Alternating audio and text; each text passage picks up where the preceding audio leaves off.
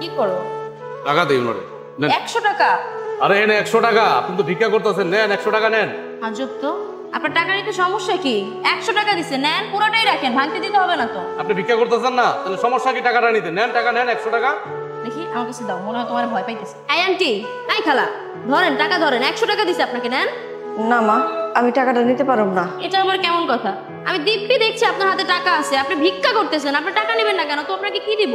দেখি ঠিক আছে তো, 100 টাকা আমার পছন্দ হয়। তুমি কি করতেছো? টাকা দিই। কেন? আর গরিব মানুষ, যখন গরিব মহিলা, মায়া লাগলো, দেই সমস্যা কি?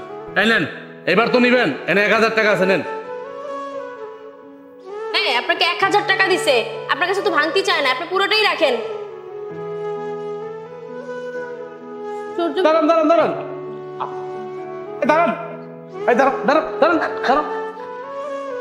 তুমি ভিক্ষা করতেছো? আরে বাজার, তোর ছোট ভাই আর তার বউ আমার বাড়ি থেকে বাইর করে দিছে। আমার তো সামনে কোনো জায়গা নাই, নাকি আমি রাস্তার নামছে ভিক্ষা করতেছি। আমার ছোট ভাইয়ের বউ বাড়ি থেকে তোমাকে বের করে দিছে মানে?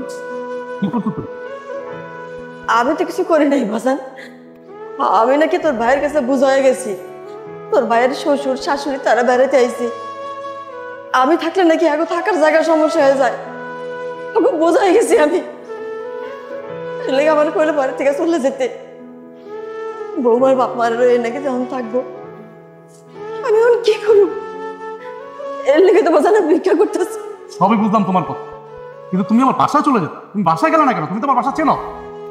না বাজান, আমি চাই না আমার লেগে তোকে ফ্যামিলিতে আবার অশান্তি হোক। তোরা ভালো থাক, আমি এইটাই চাই। আমি রাস্তার মানুষ, রাস্তায় আবার একটা গতি হয়ে যাইব, আমার নিয়ে কোনো চিন্তা করিস না বাজার। তোরা ভালো থাক, আমি এটাই চাই। আচ্ছা বাদ দাও, তোমার পাইছি আমি এতদিন পরে, এখন আমার বাসা চলো। চলো বাসা চলো। এই দাঁড়াও, বাসায় যাবে মানে?